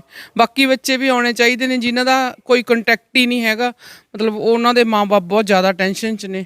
ਅਸੀਂ ਪੰਜਾਬ ਸਰਕਾਰ ਅੱਗੇ ਹੀ ਮਤਲਬ ਅਪੀਲ ਕਰਦੇ ਹਾਂ ਵੀ ਸੇਫਲੀ ਉਹਨਾਂ ਨੂੰ ਸਾਡੇ ਘਰ ਤੱਕ ਬੱਚਿਆਂ ਨੂੰ ਪਹੁੰਚਾਵੇ ਸਾਰਿਆਂ ਨੂੰ। ਤੁਹਾਡੇ ਸਾਹਮਣੇ ਹੈ ਵੀ ਸਾਰੇ ਬਹੁਤ ਹੀ ਡਿਪਰੈਸ਼ਨ 'ਚ ਨੇ, ਸਾਰਿਆਂ ਨੂੰ ਬਹੁਤ ਫਿਕਰ ਹੈ। ਕੋਈ ਵੀ ਮਾਂ-ਬਾਪ ਹੈ ਉਹਦਾ ਜਿਹੜਾ ਬੱਚਾ ਹੈ, ਕਿਉਂਕਿ ਜਿਹੜਾ ਆਪਣਾ ਇੰਡੀਆ ਦਾ 20,000 ਬੱਚਾ ਗਿਆ ਹੈ ਉੱਥੇ ਸੁਨਹਿਰੇ ਭਵਿੱਖ ਲਈ ਗਿਆ, ਆਪਣੇ ਸੁਨਹਿਰੇ ਭਵਿੱਖ ਲਈ ਗਿਆ, ਪਰੰਤੂ ਆ ਇੱਕਦਮ ਇੱਦਾਂ ਦੀ ਸਥਿਤੀ ਪੈਦਾ ਹੋ ਗਈ ਅਤੇ ਬਹੁਤ ਹੀ ਮੈਂ ਕਹਿ ਸਕਦਾ ਕਿ ਇਹ ਜੋ ਮੁਸ਼ਕਲ ਘੜੀ ਹੈ। ਅਤੇ ਮੈਂ ਸਵੇਰੇ ਵੀ ਇਹਨਾਂ ਦੇ ਆਪਣਾ ਜਿਹੜਾ ਬੇਟਾ ਅਰਜਨ ਹੈ ਉਹਦੇ ਤਾਇਆ ਜੀ ਨਾਲ ਗੱਲ ਕਰੀ ਸੀ, ਫੋਨ 'ਤੇ ਹੋਈ ਮੇਰੀ ਗੱਲ। ਮੈਂ ਉਹਨਾਂ ਨੂੰ ਵੀ ਬੇਨਤੀ ਕਰੀ ਸੀ ਵੀ ਸਾਡੇ ਵੱਲੋਂ ਕੋਈ ਪਾਰਟੀ ਐਜ ਏ BJP ਸਾਡੇ ਵੱਲੋਂ ਤੁਹਾਡੇ ਨਾਲ ਕੋਈ ਅਸੀਂ ਕਿਸੇ ਤਰ੍ਹਾਂ ਦੀ ਮਦਦ ਕਰ ਸਕਦੇ ਹੋਏ ਤਾਂ ਅਸੀਂ ਪਾਰਟੀ ਨਾਲ ਖੜੀ ਹੈ। ਪਰ ਉਸ ਤੋਂ ਇਲਾਵਾ ਵੀ ਜੋ ਅੱਜ ਸਵੇਰੇ ਨਿਊਜ਼ 'ਚ ਵੀ ਹੈ ਵੀ ਜਿਹੜੇ ਬੱਚੇ ਇੱਧਰ ਪੋਰਟਲੈਂਡ ਦੇ ਨੇੜੇ ਆ ਗਏ ਉਹਨਾਂ ਵਾਸਤੇ ਉਹਨਾਂ ਨੇ ਜਹਾਜ਼ ਭੇਜ ਦਿੱਤੇ ਹਨ। ਜਿਹੜਾ ਇਹ ਸਾਡਾ ਬੱਚਾ ਹੈ ਅਰਜਨ ਬਾਤਸ਼ ਹੈ, ਇਹ ਜੋ ਦੱਸਿਆ ਇਹਨਾਂ ਦੇ ਦੱਸਣ ਪਰਿਵਾਰ ਦੇ ਦੱਸਣ ਮੁਤਾਬਕ ਵੀ ਉਹ ਸੇਫ ਜਗ੍ਹਾ 'ਤੇ ਹੈ। ਪਰ ਜਿੰਨਾ ਜਿਹੜੇ ਫਸੇ ਹੋਏ ਨੇ ਉਹਨਾਂ ਲਈ ਭਾਰਤ ਸਰਕਾਰ ਰੂਸ ਨਾਲ ਕੋਈ ਗੱਲਬਾਤ ਕਰ? ਹਾਂਜੀ, ਉਹ ਗੱਲ ਕਰ ਰਹੀ ਹੈ, ਜਿਵੇਂ ਦੋਨਾਂ ਪਾਸੇ ਸੰਬੰਧ ਦੋਨਾਂ ਪਾਸੇ ਗੱਲ ਕਰ ਰਹੇ ਯੂਕਰੇਨ ਨਾਲ ਵੀ ਅਤੇ ਈਵਨ ਕਿ ਆਪਣਾ ਰੂਸ ਨਾਲ ਵੀ। ਸਾਡੇ ਜੋ ਵਿਦੇਸ਼ ਸੈਕਟਰੀ ਨੇ ਉਹ ਰਾਤ ਵੀ ਇੰਟਰਵਿਊ ਦਿੱਤੀ ਹੈ ਉਹਨਾਂ ਨੇ। ਉਹ ਸਾਨੂੰ ਮਾਣ ਵੀ ਹੈ ਸਾਡੇ ਦੇਸ਼ ਦੇ ਪ੍ਰਧਾਨ ਮੰਤਰੀ ਸ਼੍ਰੀ ਨਰਿੰਦਰ ਮੋਦੀ ਜੀ 'ਤੇ ਕਿ ਉਹ ਇਸ ਮੁਸ਼ਕਲ ਦੀ ਘੜੀ 'ਚ ਜੋ ਸਾਡੇ ਇੰਡੀਅਨ ਬੱਚੇ ਨੇ ਸਾਰਿਆਂ ਨੂੰ ਹੀ ਸੇਫ ਲੈ ਕੇ ਆਉਣਗੇ। ਇਹ ਅਸੀਂ ਪ੍ਰਮਾਤਮਾ ਅੱਗੇ ਅਰਦਾਸ ਵੀ ਕਰਦੇ ਹਾਂ ਕਿ ਸਾਡੇ ਬੱਚੇ ਸੇਫ ਘਰੇ ਪਹੁੰਚਣ। ਘਰ ਦੀਆਂ ਛੱਤਾਂ ਤੋਂ ਗੁਜ਼ਰਦੀਆਂ ਤਾਰਾਂ ਹਮੇਸ਼ਾ ਹੀ ਹਾਦਸਿਆਂ ਦਾ ਕਾਰਨ ਬਣਦੀਆਂ ਨੇ, ਪਰ ਬਿਜਲੀ ਵਿਭਾਗ ਦੁਆਰਾ ਇਸ ਨੂੰ ਲੈ ਕੇ ਕੋਈ ਵੀ ਪੁਖਤਾ ਕਦਮ ਨਹੀਂ ਚੁੱਕੇ ਜਾਂਦੇ, ਜਿਸ ਦੇ ਚੱਲਦੇ ਪਹਿਲਾਂ ਵੀ ਕਈ ਲੋਕ ਆਪਣੀ ਜਾਨ ਤੋਂ ਹੱਥ ਧੋ ਚੁੱਕੇ ਹਨ। ਅੱਜ ਇੱਕ ਵਾਰ ਫਿਰ ਰਸੂਲਪੁਰ ਕਲਾਂ ਦੇ ਵਿੱਚ ਇੱਕ 24 ਸਾਲਾ ਨੌਜਵਾਨ ਹਾਈ ਵੋਲਟੇਜ ਤਾਰਾਂ ਨਾਲ ਕਰੰਟ ਲੱਗਣ ਨਾਲ ਮੌਤ ਹੋ ਗਈ। ਮ੍ਰਿਤਕ ਦੇ ਪਿਤਾ ਨੇ ਦੱਸਿਆ ਕਿ ਉਹਨਾਂ ਦਾ ਬੇਟਾ ਗੌਰਵ ਕੁਮਾਰ, ਜਿਸ ਦੀ ਉਮਰ 24 ਸਾਲ ਹੈ, ਹਾਈ ਵੋਲਟੇਜ ਤਾਰਾਂ ਦੀ ਲਪੇਟ ਵਿੱਚ ਆਉਣ ਨਾਲ ਉਸ ਦੀ ਮੌਕੇ ਤੇ ਹੀ ਮੌਤ ਹੋ ਗਈ। ਦੱਸਿਆ ਜਾ ਰਿਹਾ ਹੈ ਕਿ ਉਹਨਾਂ ਦਾ ਛੋਟਾ ਬੇਟਾ ਘਰ ਦੀ ਛੱਤ ਤੋਂ ਕੱਪੜੇ ਉਤਾਰਨ ਲਈ ਗਿਆ ਸੀ ਤਾਂ ਘਰ ਦੇ ਲਾਗੇ ਪਹੁੰਚ ਰਹੀਆਂ ਤਾਰਾਂ ਨੂੰ ਚਪੇਟ ਵਿੱਚ ਲੈ ਲਿਆ, ਜਿਸ ਨੂੰ ਬਚਾਉਣ ਵਾਸਤੇ ਉਹਨਾਂ ਦਾ ਵੱਡੇ ਬੇਟੇ ਨੇ ਆਪਣੇ ਭਰਾ ਨੂੰ ਤੁਰੰਤ ਕਰੰਟ ਤੋਂ ਛੁਡਾ ਲਿਆ, ਲੇਕਿਨ ਖੁਦ ਹਾਈ ਵੋਲਟੇਜ ਤਾਰਾਂ ਦੀ ਚਪੇਟ ਵਿੱਚ ਆ ਗਿਆ ਤੇ ਕਰੰਟ ਲੱਗਣ ਨਾਲ ਉਸ ਦੀ ਮੌਕੇ ਤੇ ਹੀ ਮੌਤ ਹੋ ਗਈ।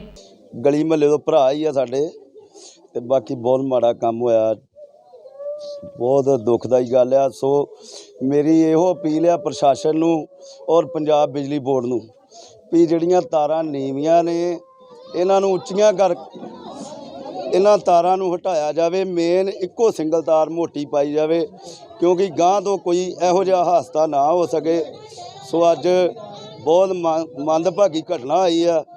ਇਹ ਚੀਜ਼ ਦਾ ਅਸੀਂ ਪੰਜਾਬ ਸਰਕਾਰ ਨੂੰ, ਬਿਜਲੀ ਬੋਰਡ ਦਾ ਪ੍ਰਸ਼ਾਸਨ ਨੂੰ ਇਹੋ ਕਹਿਣਾ ਚਾਹੁੰਦੇ ਆ ਵੀ ਆਪਣੀ ਆਣ ਕੇ ਤਾਰਾਂ ਨੂੰ ਨੀਵਾਂ ਕਰੋ।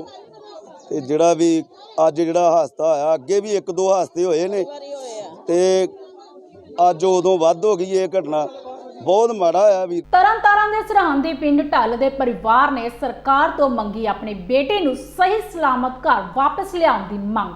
ਮਾਤਾ ਅਮਰਜੀਤ ਕੌਰ ਨੇ ਪੱਤਰਕਾਰਾਂ ਨਾਲ ਗੱਲਬਾਤ ਕਰਦੇ ਹੋਏ ਦੱਸਿਆ ਕਿ ਉਸ ਦੇ 2 ਬੇਟੇ ਹਨ ਅਤੇ ਪਰਿਵਾਰ ਕੋਲ ਘੱਟ ਜ਼ਮੀਨ ਹੋਣ ਕਾਰਨ ਉਹਨਾਂ ਨੇ ਕਰਜ਼ਾ ਚੁੱਕ ਕੇ ਆਪਣੇ ਪੁੱਤਰ ਸਰਬਜੀਤ ਸਿੰਘ ਨੂੰ ਬਾਹਰ ਭੇਜਿਆ ਸੀ, ਪਰ ਉੱਥੇ ਦੇ ਹਾਲਾਤ ਹੁਣ ਖਰਾਬ ਹੋਣ ਕਾਰਨ ਅਸੀਂ ਬਹੁਤ ਪਰੇਸ਼ਾਨ ਹਾਂ। ਇੱਕ ਤਾਂ ਸਾਡੇ ਪੈਸੇ ਕਾਫੀ ਲੱਗ ਗਏ ਨੇ ਅਤੇ 5 ਮਹੀਨੇ ਹੀ ਪਹਿਲਾਂ ਉਹਨਾਂ ਦਾ ਪੁੱਤਰ ਗਿਆ ਸੀ ਸਰਬਜੀਤ ਯੂਕਰੇਨ ਦੇ ਵਿੱਚ। ਅਸੀਂ ਸਰਕਾਰ ਤੋਂ ਮੰਗ ਕਰਦੇ ਹਾਂ ਕਿ ਉਹਨਾਂ ਦੇ ਬੇਟੇ ਨੂੰ ਜਲਦ ਤੋਂ ਜਲਦ ਸਰਕਾਰ ਆਪਣੇ ਖਰਚੇ ਤੇ ਵਾਪਸ ਲਿਆਵੇ। ਮੇਰਾ ਗੁਰਮੀਤ ਸਿੰਘ ਹੈ ਜੀ। ਕਿਹੜਾ ਪਿੰਡ ਹੈ ਜੀ? ਆਪਣਾ ਫਿਰੋਜ਼ਪੁਰ ਪਿੰਡ ਹੈ ਜੀ। ਹੁਣ ਕਿੱਥੇ ਆਏ ਤੁਸੀਂ? ਮੈਂ ਆਪਦੇ ਨਾਨਕਿਆਂ ਤੇ ਆਇਆ ਜੀ।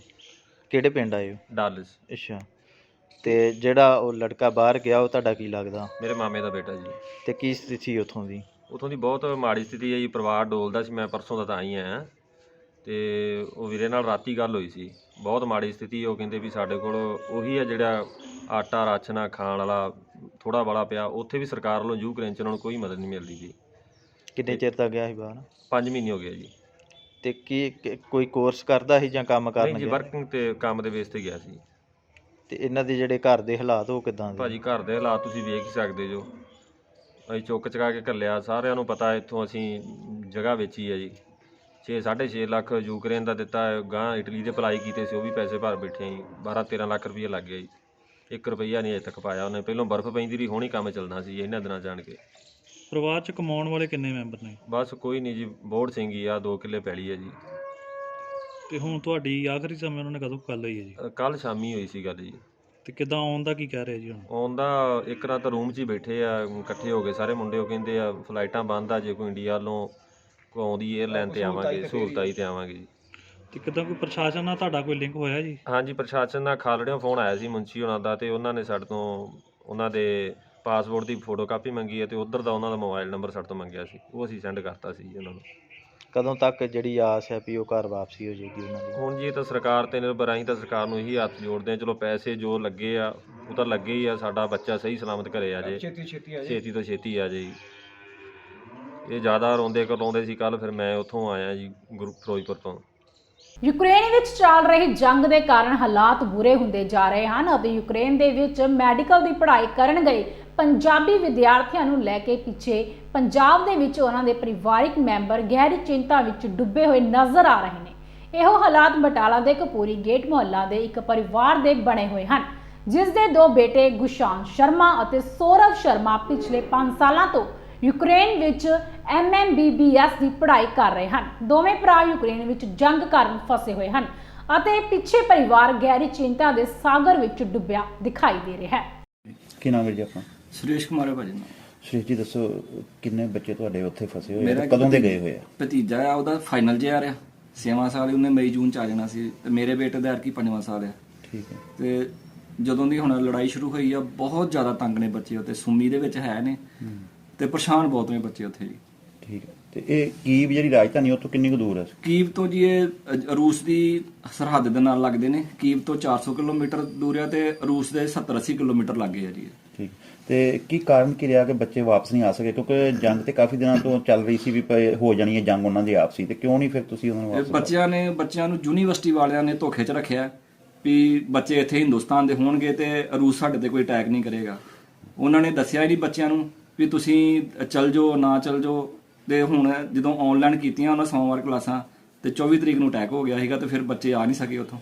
ਕਿਸਾਨੀ ਅੰਦੋਲਨ 'ਚ ਆਪਣੀ ਵੱਖਰੀ ਪਛਾਣ ਬਣਾਉਣ ਵਾਲੇ ਪਿਛਲੇ ਦਿਨੀ ਸੜਕ ਹਾਦਸੇ ਦੌਰਾਨ ਬਾਲੀਵੁੱਡ ਅਦਾਕਾਰ ਦੀਪ ਸਿੱਧੂ ਦੀ ਮੌਤ ਹੋ ਗਈ, ਜਿਸ ਤੋਂ ਬਾਅਦ ਕਈ ਸਿੱਖ ਜਥੇਬੰਦੀਆਂ ਵੱਲੋਂ ਇਸ ਸੜਕ ਹਾਦਸੇ ਨੂੰ ਕਤਲ ਵੀ ਦੱਸਿਆ ਜਾ ਰਿਹਾ ਹੈ ਅਤੇ ਮਾਮਲਾ ਕਾਫੀ ਗਰਮਾਇਆ ਹੋਇਆ ਵੀ ਹੈ ਅਤੇ ਇਸ ਮਾਮਲੇ ਦੀ ਜਾਂਚ ਦੀ ਵੀ ਮੰਗ ਕੀਤੀ ਜਾ ਰਹੀ ਹੈ।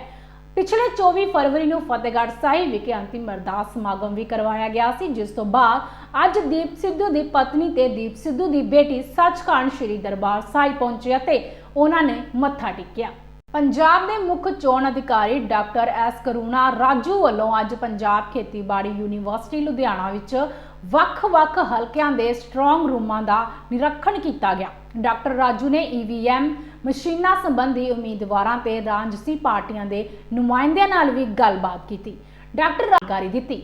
ਇਸ ਮੌਕੇ ਉਹਨਾਂ ਨਾਲ ਜ਼ਿਲ੍ਹਾ ਚੋਣ ਅਧਿਕਾਰੀ cum deputy commissioner Ludhiana Varinder Kumar Sharma, police commissioner Gurpreet Singh Bhullar ਵੀ ਮੌਜੂਦ ਸਨ। साथ ही आज लुधियाना ਦੇ EVM स्ट्रांग रूम्स ਦੀ ਦੌਰਾ ਕਰਨ ਲਈ ਮੈਂ ਇੱਥੇ ਆਏ ਸੀ और काफ़ी जगह में वेख लिया पर्सनली। DC ਸਾਹਿਬ अपना कमिश्नर साहिबान उस एरिया ਦੀ RO साहिबान ਨੂੰ ਨਾਲ ਲੈ ਕੇ ਉੱਥੇ ਜਿਹੜੇ ਵੀ अरेंजमेंट्स खास करके सिक्योरिटी अरेंजमेंट्स मानयोग इलेक्शन कमीशन की गाइडलाइंस के मुताबिक ਜਿਹੜੇ ਵੀ ਲੱਗਿਆ ਹੋਇਆ ਉਸ ਨੂੰ ਮੈਂ ਫਿਰ ਰਿਵਿਊ ਕੀਤਾ ਔਰ ਸਾਰੀਆਂ ਜਗ੍ਹਾ ਜਿਹੜੇ ਵੀ ਕਮਿਸ਼ਨ ਦੀ ਹਦਾਇਤਾਂ ਹੈ 3 ਲੇਅਰਸ ਆਫ ਸਿਕਿਉਰਿਟੀ ਹੈ। ਇੱਕ ਫਸਟ ਲੇਅਰ CAPF ਦੀ security, second layer state armed police ਦੀ security, third layer district police ਦੀ ਸਿਕਿਉਰਿਟੀ, CCTV ਕੈਮਰਾ ਦੀ ਟੋਟਲ ਕਵਰੇਜ, फायर टेंडर की व्यवस्था और पोलिटिकल पार्टीज़ की नुमाइंदे उत्ते बैठने वास्ते व्यवस्था, ये सारिया दी मैंने वेख्या हर जगह अवेलेबल है। और कुछ जगह ते पोलिटिकल पार्टीज़ की नुमाइंदे जिहड़े भी है उत्थे उन्हां दे नाल गलबात किता, वो सैटिस्फाइड है और वो वेख रहे इनफैक्ट जिहड़े भी डिस्पले लग्या होए उत्थे CCTV कैमरा दी वो वेख भी रहे हैं और कुछ अपने तरफ से उन्होंने कैप्चर करके कैंडिडेट्स आपस दे विच भी शेयर कर रहे हैं। बहुत ही टेक्नोलॉजी का बहुत ही वधिया ढंग नाल यूज़ कर रहे हैं।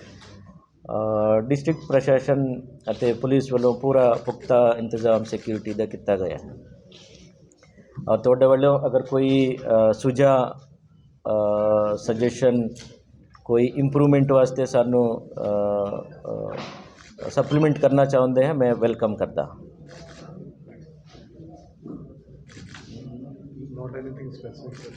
नो फिर भी चूँकि तुसी फील्ड च रहिंदे हो ये बात तय है।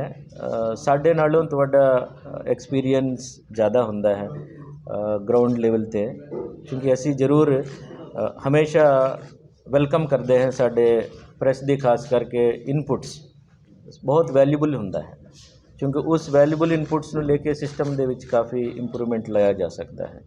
ਇਸ ਨੂੰ ਹਮੇਸ਼ਾ ਵੈਲਕਮ ਕਰਦੇ, ਮੈਂ ਤਾਂ ਖਾਸ ਕਰਕੇ ਵੈਲਕਮ ਕਰਦਾ। Special operation unit commissionerate Jalandhar ਦੀ ਪੁਲਿਸ ਟੀਮ ਬਾਏ ਗਸਟ ਵਿੱਚ ਚੈਕਿੰਗ ਸ਼ੱਕੀ ਅਤੇ ਪੈੜੇ ਪੁਰਸ਼ਾਂ ਦੇ GT ਰੋਡ ਸੂਰਿਆ ਇਨਕਲੇਵ ਮੌਜੂਦ ਸੀ। ਸ਼ੱਕੀ ਵਕੀਲਾਂ ਦੀ ਚੈਕਿੰਗ ਕੀਤੀ ਜਾ ਰਹੀ ਸੀ ਕਿ ਇੱਕ ਸਵਿਫਟ ਕਾਰ ਨੰਬਰੀ PB02 EB 6312 ਹੈ, ਜਿਸ ਨੂੰ ਇੱਕ ਮੋਨਾ ਵਿਅਕਤੀ ਚਲਾ ਰਿਹਾ ਹੈ ਅਤੇ ਆਉਂਦੀ ਦਿਖਾਈ ਦਿੱਤੀ। ਜਦੋਂ ਕਾਰ ਤਾਂ ਨੰਬਰੀ ਕਾਰ ਨੂੰ ਰੋਕਣ ਦਾ ਇਸ਼ਾਰਾ ਕੀਤਾ ਗਿਆ ਤਾਂ ਕਾਰ ਚਲਾ ਰਹੇ ਵਿਅਕਤੀ ਨੇ ਨਾਕੇ ਤੋਂ ਥੋੜਾ ਪਿੱਛੇ ਲੱਦੇਵਾਲੀ ਵੱਲ ਨੂੰ ਜਾਣ ਵਾਲੀ ਸੜਕ ਤੇ ਮੋੜ ਲਿਆ ਅਤੇ ਤੇਜ਼ੀ ਨਾਲ ਕਾਰ ਨੂੰ ਮੌਕੇ ਤੇ ਦੜਾਉਣ ਦੀ ਕੋਸ਼ਿਸ਼ ਕੀਤੀ ਗਈ।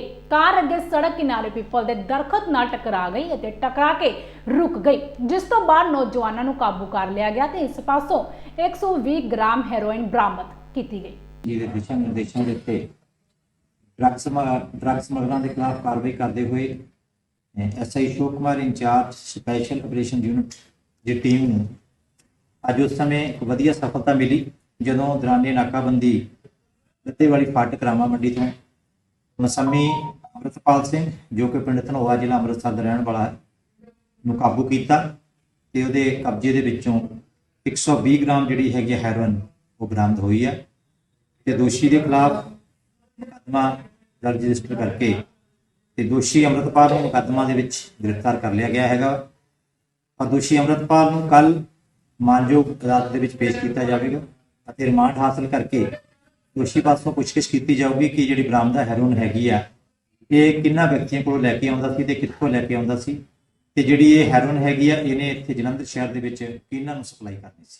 5 ਰਾਜਾਂ ਦੀਆਂ ਚੋਣਾਂ ਨੂੰ ਲੈ ਕੇ ਚੋਣ ਦਾ ਆਖਰੀ ਚਰਨ 7 ਮਾਰਚ ਨੂੰ ਹੈ ਅਤੇ 10 ਮਾਰਚ ਨੂੰ 5 ਰਾਜਾਂ ਦੀਆਂ ਵਿਧਾਨ ਸਭਾ ਚੋਣਾਂ ਦੀ ਗਿਣਤੀ ਕੀਤੀ ਜਾਵੇਗੀ, ਜਿਸ ਨੂੰ ਲੈ ਕੇ ਪੰਜਾਬ ਦੇ ਮੁੱਖ ਚੋਣ ਅਧਿਕਾਰੀ ਡਾਕਟਰ ਕਰੁਣਾ ਰਾਜੂ ਅੱਜ ਲੁਧਿਆਣਾ ਪਹੁੰਚੇ, ਜਿੱਥੇ ਉਹਨਾਂ ਚੋਣਾਂ ਤੋਂ ਬਾਅਦ ਰੱਖਿਆ ਗਈਆਂ EVM ਮਸ਼ੀਨਾਂ ਅਤੇ ਉਹਨਾਂ ਦੀ ਸੁਰੱਖਿਆ ਦਾ ਪੂਰਾ ਜਾਇਜ਼ਾ ਲਿਆ ਗਿਆ। ਇਸ ਮੌਕੇ ਲੁਧਿਆਣਾ ਦੇ ਕਮਿਸ਼ਨਰ ਅਤੇ DC ਵੀ ਮੌਜੂਦ ਸਨ, ਜਿਨ੍ਹਾਂ ਨੂੰ ਲੈ ਕੇ ਉਹਨਾਂ ਨੇ ਪ੍ਰੈਸ ਵਾਰਤਾ ਵੀ ਕੀਤੀ। ਮਾਨਸਾ ਦੇ ਕਸਬਾ ਬਰੇਟਾ ਵਿੱਚ ਬੀਤੀ ਰਾਤ ਇੱਕ ਕਾਰ ਨੇ 5 ਲੋਕਾਂ ਨੂੰ ਕੁਚਲ ਦਿੱਤਾ, ਜਿਨ੍ਹਾਂ ਵਿੱਚੋਂ 2 ਨੌਜਵਾਨਾਂ ਦੀ ਮੌਕੇ ਤੇ ਹੀ ਮੌਤ ਹੋ ਗਈ ਸੀ ਤੇ 3 ਨੌਜਵਾਨਾਂ ਦੀ ਹਾਲਤ ਗੰਭੀਰ ਦੱਸੀ ਜਾ ਰਹੀ ਹੈ। ਅੱਜ ਸਰਕਾਰ ਤੋਂ ਮੁਆਵਜ਼ੇ ਦੀ ਮੰਗ ਨੂੰ ਲੈ ਕੇ ਭਾਰਤੀ ਕਿਸਾਨ ਯੂਨੀਅਨ ਉਗਰਾਹਾਂ ਹਰਿਆਣਾ ਵੱਲੋਂ ਪੰਜਾਬ ਦੇ ਬੁਢਲਾਡਾ ਚੰਡੀਗੜ੍ਹ ਮਾਰਗ ਦੇ ਜੰਮ ਕੇ ਰੋਸ ਪ੍ਰਦਰਸ਼ਨ ਕੀਤਾ ਤੇ ਦੋਸ਼ੀਆਂ ਖਿਲਾਫ ਕਾਰਵਾਈ ਦੀ ਮੰਗ ਕੀਤੀ ਗਈ। ਬੰਦੇ ਦਾ ਨੁਕਸਾਨ ਹੋਇਆ, ਹੁਣ ਕੀ ਮੰਗ ਹੈ, ਕਿਹੋ ਜਿਹੇ ਪਰਿਵਾਰ ਹੈ ਤੇ ਕੀ ਆਪਾਂ ਪਰਿਵਾਰਾਂ ਵਾਸਤੇ ਮੰਗ ਕਰ ਰਹੇ ਹਾਂ? ਦੇਖੋ ਸਰ ਜੀ, ਜਿਹੜੇ ਪਰਿਵਾਰ ਨੇ ਉਹ ਗਰੀਬ ਪਰਿਵਾਰਾਂ ਦੇ ਨਾਲ ਜੁੜੇ ਹੋਏ ਨੇ, ਬਿਲਕੁਲ ਗਰੀਬ ਨੇ, ਜਿਹੜੇ ਕਿ ਦਿਹਾੜੀਦਾਰ ਨੇ, ਕੋਈ ਪੱਠੇ ਤੇ ਇੱਟਾਂ ਕੱਢ ਕੇ ਆ ਰਿਹਾ ਹੈ। ਮੇਰਾ ਖਿਆਲ ਹੈ ਇਸ ਤੋਂ ਵੱਧ ਗਰੀਬ ਕੋਈ ਹੋ ਨਹੀਂ ਸਕਦਾ ਵੀ ਕੋਈ ਸਾਰਾ ਦਿਨ ਗਾਰੇ ਨਾਲ ਮਿੱਟੀ ਨਾਲ ਮੱਥਾ ਮਾਰ ਕੇ ਆਪਣੇ ਘਰ ਪਹੁੰਚ ਰਿਹਾ ਹੋਵੇ ਤੇ ਉਹਨੂੰ ਇਹ ਪਤਾ ਨਾ ਹੋਵੇ ਮੈਂ ਘਰੇ ਪਹੁੰਚ ਸਕੂੰਗਾ।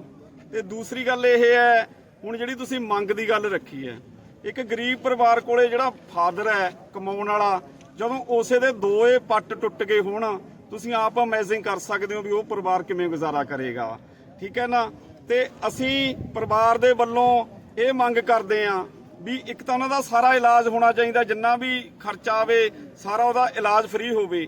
ਦੂਸਰਾ, ਘੱਟੋ ਘੱਟ 20 ਲੱਖ ਰੁਪਈਆ ਉਸਦੇ ਪਰਿਵਾਰ ਨੂੰ ਰੁਜ਼ਗਾਰ ਵਾਸਤੇ ਦੇਣਾ ਚਾਹੀਦਾ ਹੈ, ਤਾਂ ਜੋ ਕਿ ਉਹਦਾ ਜਿਹੜਾ ਪਰਿਵਾਰ ਆ ਬੱਚੇ ਪੜ੍ਹਾ ਸਕੇ, ਉਹਨਾਂ ਦਾ ਪਰਿਵਾਰ ਆ ਜਿਹੜਾ ਗੁਜ਼ਾਰਾ ਕਰ ਸਕੇ।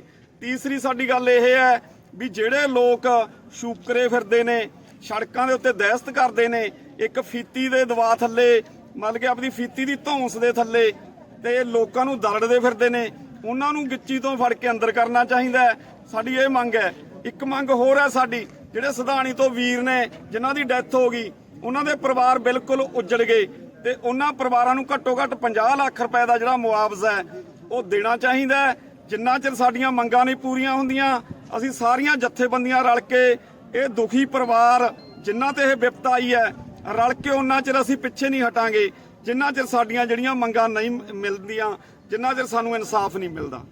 ਜਿਹੜਾ ਅਸੀਂ ਅੱਜ ਧਰਨਾ ਲਾਇਆ ਬਰੇਟਾ ਜਾਣੀ ਕਿ ਜਾਖਲ ਰੋਡ ਤੇ, ਇਹ ਕੱਲ ਸ਼ਾਮ ਨੂੰ ਜਾਣੀ ਕਿ 8 ਵਜੇ ਲਗਭਗ ਪੂਰੇ ਇੱਕ ਪੁਲਿਸ ਮੁਲਾਜ਼ਮ ਜਿਹੜਾ ਗੱਡੀ ਲੈ ਕੇ ਜਾਖਲ ਕਿੰਨੀ ਆ ਰਿਹਾ ਸੀ ਤੇ ਇੱਕ ਸਿਧਾਣੀ ਦਾ ਸਾਡਾ ਨੌਜਵਾਨ, ਇੱਕ ਖੜਾਲ ਦਾ, ਕਰੰਗੜਿਆਲ ਦਾ, ਜਾਣੀ ਕਿ ਉਹਦੇ ਕੰਮ ਤੋਂ ਘਰ ਪਰਤ ਰਹੇ ਸੀ ਤਾਂ ਉਰੇ ਇੱਕ ਐਕਸੀਡੈਂਟ ਹੋਇਆ। ਜਾਣੀ ਕਿ ਉਹਦੀ ਸ਼ਰਾਬ ਪੀਤੀ ਹੋਈ ਸੀ ਮੁਲਾਜ਼ਮ ਦੀ, ਤੇਜ਼ ਰਫ਼ਤਾਰ ਤੇ ਗੱਡੀ ਦੀ, ਜਾਣੀ ਕਿ ਉਹਨੇ ਐਕਸੀਡੈਂਟ ਕਰਕੇ ਉਹਨਾਂ ਨੂੰ ਜਾਣੀ ਕਿ ਉਰੇ ਸਿੱਟ ਗਿਆ। ਉਹਨਾਂ ਦਾ ਕੋਈ ਪਤਾ ਨਹੀਂ ਕੀਤਾ ਵੀ ਕਿਵੇਂ ਆ ਨਹੀਂ। ਇੱਕ ਮੁਲਾਜ਼ਮ ਆ ਗਿਆ, ਇੱਕ ਜ਼ਿੰਮੇਵਾਰ ਆ, ਜਿਹੜੇ ਲੋਕਾਂ ਨੂੰ ਕਾਨੂੰਨ ਦਾ ਪਾਠ ਪੜ੍ਹਾਉਂਦੇ ਆ, ਉਹਨਾਂ ਨੂੰ ਦਰੜ ਕੇ ਸਿੱਟ ਗਿਆ। ਕੋਈ ਗੱਡੀ ਖੜਾ ਕੇ ਨਹੀਂ ਦੇਖਿਆ, ਕੁਛ ਨਹੀਂ ਕੀਤਾ। ਉਹ ਤੜਪ ਕੇ ਜਾਣੀ ਕਿ ਉਹਨਾਂ ਦੀ ਮੌਤ ਹੋ ਗਈ।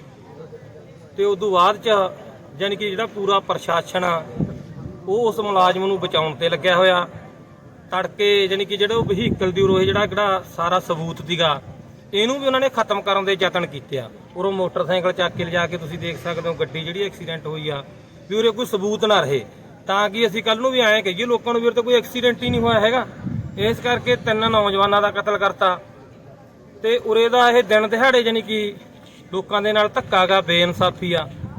ਤੇ ਜਿਹੜੇ ਕਹਿੰਦੇ ਆ ਵੀ ਅਸੀਂ ਇਨਸਾਫ ਦੇਵਾਂਗੇ ਪੁਲਿਸ ਮੁਲਾਜ਼ਮ, ਉਹੀ ਜਦੋਂ ਇੰਨੀਆਂ ਜਿਹਾ ਕਰਨ ਲੱਗੇ, ਉਰੇ ਜੰਗਲ ਰਾਜ ਬਣਾਉਣ ਲੱਗੇ, ਫਿਰ ਉਰੇ ਭਲਾ ਲੋਕਾਂ ਦੀ ਪੁੱਗਤ ਕਿੱਥੋਂ ਰਹੇਗੀ। ਮਹਾਸ਼ਿਵਰਾਤਰੀ ਨੂੰ ਲੈ ਕੇ ਦੇਸ਼ ਭਰ ਦੇ ਮੰਦਿਰਾਂ 'ਚ ਤਿਆਰੀਆਂ ਸ਼ੁਰੂ ਹੋ ਚੁੱਕੀਆਂ ਨੇ ਅਤੇ ਮੰਦਿਰਾਂ 'ਚ ਰੌਣਕਾਂ ਲੱਗਣੀਆਂ ਵੀ ਸ਼ੁਰੂ ਹੋ ਚੁੱਕੀਆਂ ਨੇ। ਇਸੇ ਤਰ੍ਹਾਂ ਹੀ ਪਠਾਨਕੋਟ ਦੇ ਹਲਕਾ ਭੋਆ ਦੇ ਚਟਪਟ ਬਣੀ ਮੰਦਿਰ ਕਟਾਰੂ ਚੱਕ ਦੀ ਥਾਂ ਇਹ ਇੱਕ ਇਤਿਹਾਸਕ ਮੰਦਿਰ ਹੈ। ਲੋਕੀ ਦੂਰ ਦੂਰ ਤੱਕ ਇਸ ਮੰਦਿਰ 'ਚ ਮੱਥਾ ਟੇਕਣ ਲਈ ਆਉਂਦੇ ਹਨ। ਇਸ ਮੰਦਿਰ 'ਚ 3 ਦਿਨ ਮੇਲਾ ਵੀ ਲੱਗਦਾ ਹੈ। ਇਸ ਮੰਦਿਰ 'ਚ ਇੱਕ ਨਾਥ ਨੇ ਸਾਲਾਂ ਪਹਿਲਾਂ ਸੇਵਾ ਕੀਤੀ ਸੀ ਅਤੇ ਕਿਸਾਨ ਨੇ ਉਸ ਉੱਪਰ ਸੁਹਾਗਾ ਚਲਾ ਦਿੱਤਾ ਸੀ, ਜਿਸ ਤੋਂ ਬਾਅਦ ਇੱਥੇ ਕਈ ਤਰ੍ਹਾਂ ਦੇ ਚਮਤਕਾਰ ਦੇਖਣ ਨੂੰ ਵੀ ਮਿਲਦੇ ਨੇ ਅਤੇ ਲੋਕਾਂ ਦੀ ਮੁਰਾਦਾਂ ਵੀ ਪੂਰੀਆਂ ਹੁੰਦੀਆਂ ਹਨ। ਪੇਸ਼ ਹੈ ਮੰਦਿਰ ਦੀ ਖਾਸ ਰਿਪੋਰਟ। ਚਟਪਟ ਬਣੀ ਜਿਹੜਾ ਮੰਦਿਰ ਹੈਗਾ ਇੱਥੇ ਆਏ ਤੇ ਇੱਥੇ ਦਾ ਬਹੁਤ ਅੱਛਾ ਇਤਿਹਾਸ ਹੈ, ਕੋਈ ਕੀ ਕਹਿਣਾ ਚਾਹੁੰਦੇ ਹੋ? ਚਟਪਟ ਬਣੀ ਮੰਦਿਰ ਜੀ ਮੈਂ ਆਪਣੇ ਜਨਮ ਤੋਂ ਹੀ ਆ ਰਿਹਾ। ਸਾਡੇ ਮਾਤਾ ਜੀ ਪਿਤਾ ਜੀ ਇੱਥੇ ਮੇਰਾ ਮੱਥਾ ਟਿਕਾਇਆ ਸੀ, ਉਸ ਤੋਂ ਬਾਅਦ ਮੈਂ ਲਗਾਤਾਰ ਹੀ ਇੱਥੇ ਆ ਰਿਹਾ।